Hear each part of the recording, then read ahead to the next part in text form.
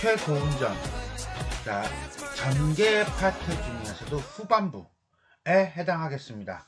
나승상의 딸 운영과 결혼한 최치원이 석함 속에 물건을 맞추자 중국 황제가 그를 중국으로 불러들이는 장면이 되겠습니다. 여기서 중요한 것은 아마 요 맞추는 요 부분이 이제 제일 중요할 거예요. 이 작품은 신라 말의 대학자인 최치원을 주인공으로 하여 그의 일생을 허구적으로 재구성한 전기적 영웅소설이다. 나승상의 딸과 결혼한 치원이 석함에 든 물건을 맞추자 중국 황제는 문제를 맞춘 신하를 중국으로 보내라는 명령을 내리는 부분까지 여기까지 갈게요. 혼례식 다음날 아침 짠짠짠짠 도도도도도도도도도 승상은 신방에 사람을 보내 파경에게 시를 짓도록 독촉했다. 왜? 이게 바로 결혼을 시킨 궁극적인 목적이니까. 어찌 본다면 새신랑은 말했다. 새신랑이 누구? 그치, 파경로. 다른 이름으로 뭐? 최치원. 그니까 시 짓는 일이 뭐 어렵겠습니까? 고민 좀 해볼게요 라고 뭐하고 있어요? 여유를 부리고 있죠. 남 속 터지는 거를 모르고요. 그러자 승상은 나소저로 하여금 벽에 종이를 바르고 발가락 사이에 붓을 끼우고 자게 했다. 이튿날 딸을 불러 말했다. 야, 신랑이 시집더냐? 잠만 자요. 얼마 뒤 나소저는 방 안에서 책상에 기대 졸다가 두두두두두 뭐 했어요? 꿈을 꾸었다. 이 꿈이라고 하는 게 보통은 뭐예요? 미래에 일어날 일에 대해서 미리 암시해주는 그런 기능을 많이 하죠, 소설에서. 그런 걸 우리는 뭐라고 합니까? 그렇지, 예지몽이라고 그래요. 그 예지몽의 내용을 보면 뭐예요? 한 쌍에 무엇이 용이 하늘에서 내려와 함 위에서 서로 희롱하고 장난치고 있는데 갑자기 오색 색동옷을 입은 선관, 동자 연하 문명이니까 여러 명 이렇게 봅시다. 함을 받들고 춤을 추기도 하고 노래를 부르기도 했다. 갑자기 뭐 함이 저절로 열리더니 이윽고 두 마리 용의 코에서 상스러운 오색 기운이 나와 함 속을 비추었다. 함 속에 뭐가 있는지 알았네. 자, 붉은 옷에 푸른 띠를 한 사람들 누굽니까? 이 동자 연화무명이죠. 시를 짓기도 하고 읊기도 하고 붓을 잡고 글씨를 썼다는 것은 결국은 뭐예요? 이 용이 함을 열고 내용을 파악하고 그걸 가지고 누가 동자 연화무명의 한 사람 붉은 옷에 푸른 머리띠를 한 사람들이 뭐합니까? 시를 썼다는 거죠. 결국 뭡니까? 그래요. 요거는 최치원이 쌍용과 선관의 도움을 받아 시를 쓰게 될 것을 암시하고 있다 라고 보시면 되겠습니다. 그때 마침 승상이 누군가를 부르는 소리가 나서 나소자는 깜짝 놀라 꿈을 깼다. 나소자가 남편을 흔들어 깨우자 신랑은 잠에서 깨더니 즉시 시를 지어 벽에 붙은 종에다가 큰 글씨로 쓰니 마치 뭐에 용이 날아오르는 듯 했다. 자, 결국 뭡니까? 최치원의 비범한 능력이죠. 한 방에 꿈 한 방 꾸고 깨버리네요. 이걸 로또 사는데 썼어야 하는 건데 난 이상하게 로또가 안 돼요. 그래서 이제는 로또 사지도 않아요. 그 시는 다음과 같았다. 돌 속에 둥근 알, 돌이라는 건 석함이겠다. 그죠? 석함 속에는 뭐가 있어요? 둥근 알이 있어요. 그 둥근 알은 어때요? 그랬더니 반은 옥이요, 반은 황금이로다. 반은 흰색이고 반은 황금색이다. 달걀의 흰자와 노른자를 얘기하고 있네요. 시간을 아는 새가 시간을 아는 새? 시간을 알리는 새 꽃기우 이거죠. 결국 무슨 알이야? 이거는 닭, 알, 달걀 이렇게 되는 거예요. 닭이라는 거죠. 밤이면 밤마다 정만 머금고 이때 말하는 정은 그렇죠. 무엇인가 깨는 도구잖아. 그러니까 이건 불이라고 보면 되겠네.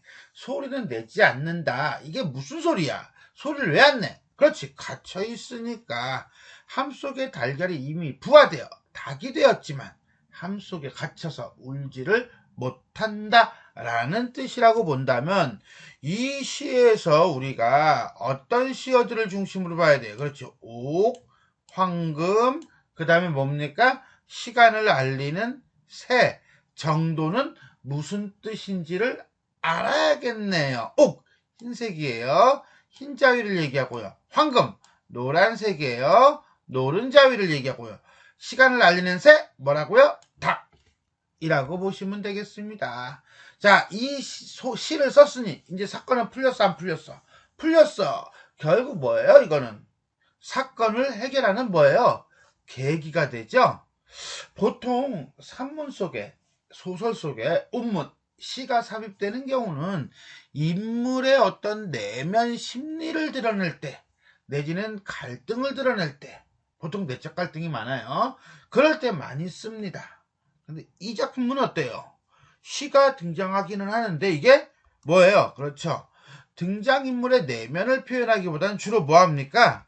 사건, 서사를 진행시키고 서사를 해결하는 어떤 기능적인 역할을 하고 있다라고 볼 수가 있겠습니다.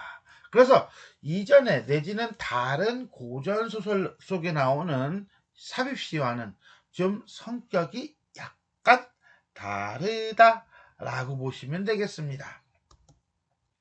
치원이 운영을 시켜 승상께 바치게 하니 승상은 믿지 않다가 운영의 꿈이야기, 어떤 꿈이야기, 그렇지, 성관들이 시를 짓는 꿈이야기를 듣고는 왕에게 바치었다.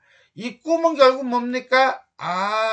뭐예요? 함이 열리려 했다든지 함을 꿰뚫어 비추었다는 대목에서 우리는 처치 치원이 시를 지을 수 있도록 내지는 시를 지을 것이라는 걸 암시하죠. 그리고 결국 뭡니까? 나승상의 딸의 꿈은 치원이 지은 시가 무엇이라는 정답이라는 믿음을 주는 기능을 한다. 됐습니까? 오케이. 이제 탐이 열렸다니까. 뭐 이런 거예요. 왕이 보시고 크게 놀래서 물으시기를 경이 어떻게 알아가지고 시를 지었노? 할 때 경은 나승상이에요. 그러니까 왕은 누가 지은 걸로 본 거야? 나승상이 지은 걸로 본 거야. 그러면서 깜짝 놀라서 서프라이즈. 퀘스천 궁금한 거야. 하신이 대답하여 말하기를 신이 지은 것이 아니고 신의 사위 멍청한 파경이라는 노예가 지은 것이옵니다. 라고 얘기를 해요.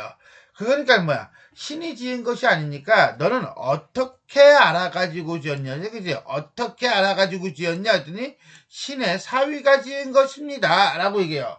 이건 동문서답 같지만 사실은 뭐야? 자기는 알지 못한다라는 뜻이에요. 그리고 그것은 결국 뭐야? 파경로, 즉 누구? 최치원의 능력을 부각시키는 효과를 가져오고 있다라고 보시면 돼요. 하니 왕은 사신으로 하여금 대국 황제께 바치었다. 황제가 보시고 말씀하시길 단단석함니 석함 속에 단단 달걀이 들어있어 반백 반 황금 반은 흰색이요 반은 누런 황금색인 것은 맞는 구절이나 거기까지 맞아. 하지만 야야지 시명 밤이면 밤마다 시간을 알리는 새가 함정 미토음 자 정을 가지고는 있으나 뭐에 소리를 내지 못한다 라고 한 것은 잘못이다. 왜? 나는 달걀을 집어넣었지 병아리나 닭을 집어넣지 않았는데 걔가 어떻게 저 부리로 찍겠느냐 라고 형제는 얘기하는 거야. 그러니까 반만 맞추고 반은 틀렸다 라고 질책하고 신라 쳐들어가자 라고 하면서 증거를 보여주마 짠 하고 함을 열었어요. 함을 열었더니 여러 날 따뜻한 솜 속에서 병아리로 되어 있어 부화했다는 거죠. 황제가 서프라이즈 탐복하면서 말하기를 이것은 천하의 기재로다. 기재가 뭔데? 기한 인재. 뭔데? 능력이 뛰어난 인재. 누군데? 순마. 아이고만이나. 자, 최치원의 능력에 대한 단복 이렇게 보시면 되겠어요. 하시고 학사를 불러 보이시니 학사 또한 칭찬하여 맞이하더니 이윽고 아래기를 상대편의 소매 속에 있는 물건도 오히려 알기가 어려운데 멀리 전력 멀고 먼 곳에서 어딘데 거기가 신라죠. 그러니까 멀고 먼 곳이 신라니까 누가 중심이야? 중국 중심이야. 능히 연구하여 이같이 상세히 알아냈으니 자고로 중원에서도 이렇게 같은 기제가 있다는 말을 들어보지 못했나이다. 결국 뭐요? 보기 드문 능력을 가진 존재이다 라는 거죠. 들어보지 못했다, 듣도 보도 못한 일이다. 네 글자로 우리는 전대미문이라고 얘기를 합니다. 전대는 이전에, 미문, 문자가 듣다, 히어링이에요. 그러니까 들어본 적이 없다. 이렇게 보시면 돼요.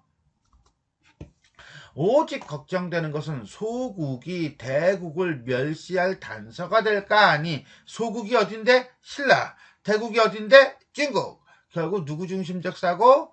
중국 중심적 사고. 바라옵건대 시를 지은 자를 불러들여 어려운 문제를 능히 풀어낸 이유를 물으심이 좋을까 하나이다. 하니 황제께서 옳게 여기시고 신라에서 시 지은 기사, 기이한 능력을 가진 선비, 이 사자가 선비 사자예요.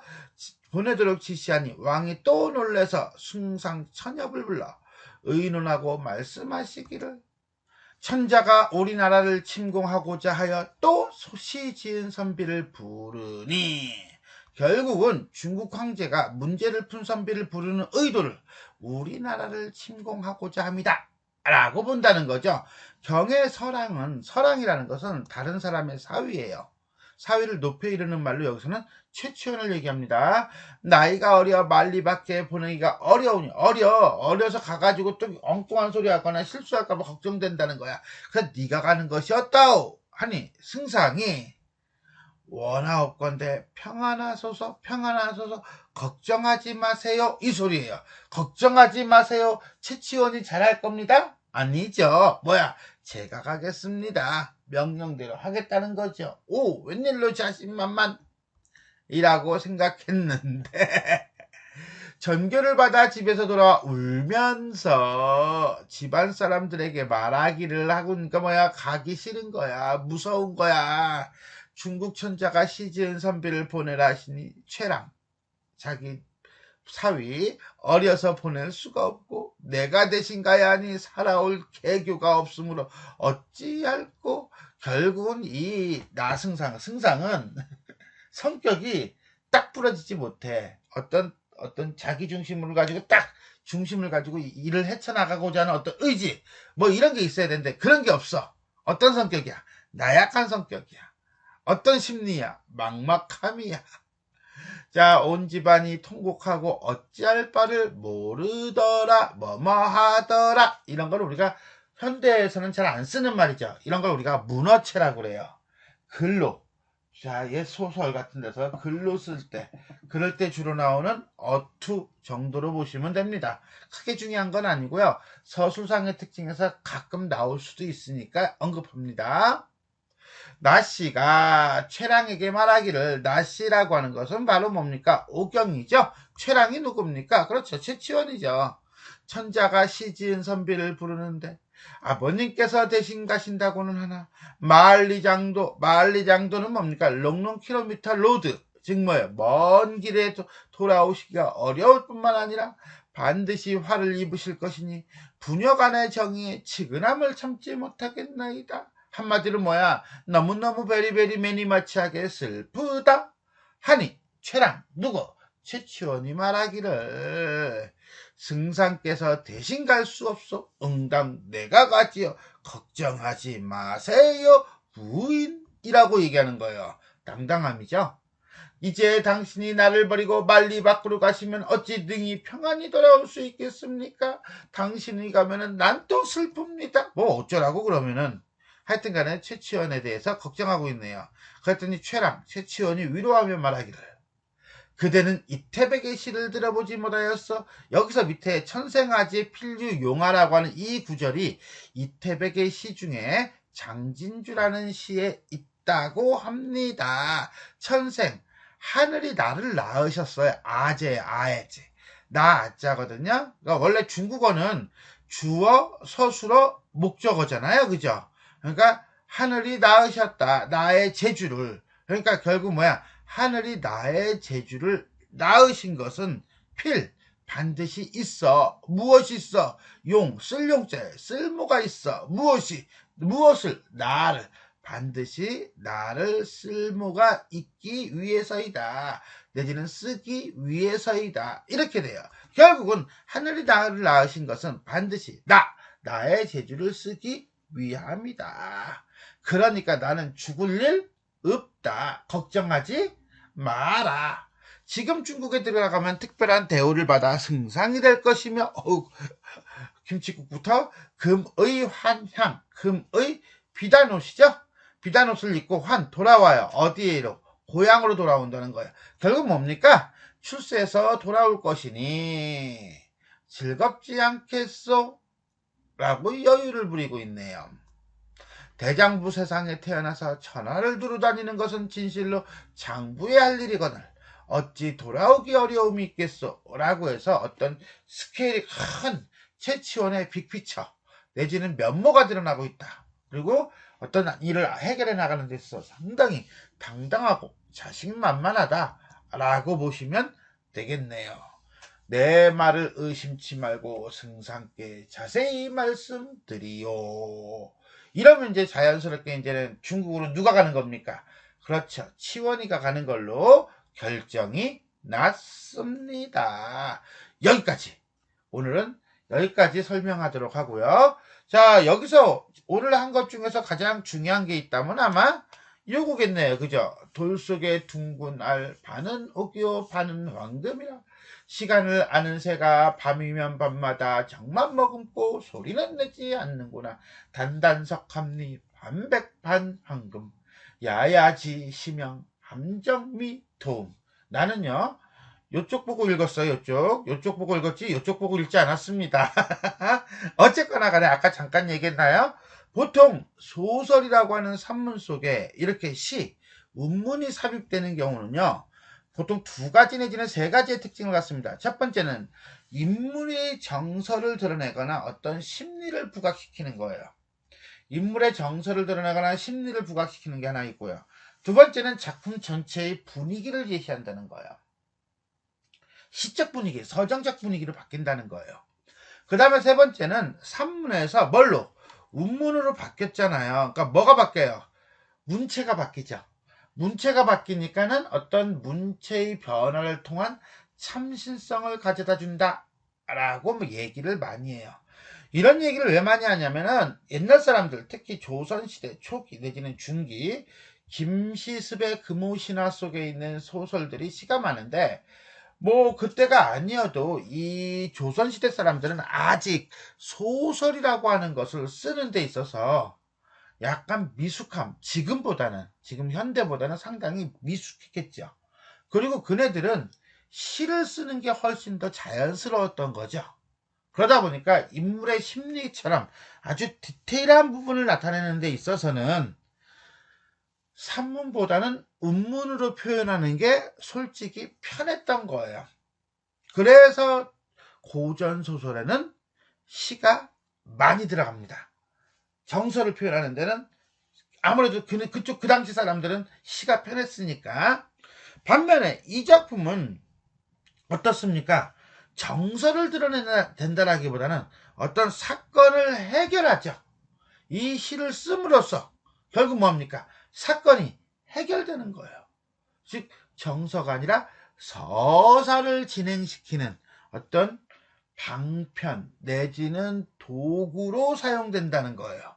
또한 이 시는 결국은 최치원이 황제에게 능력을 받는 계기도 된다 라고 보시면 되겠습니다.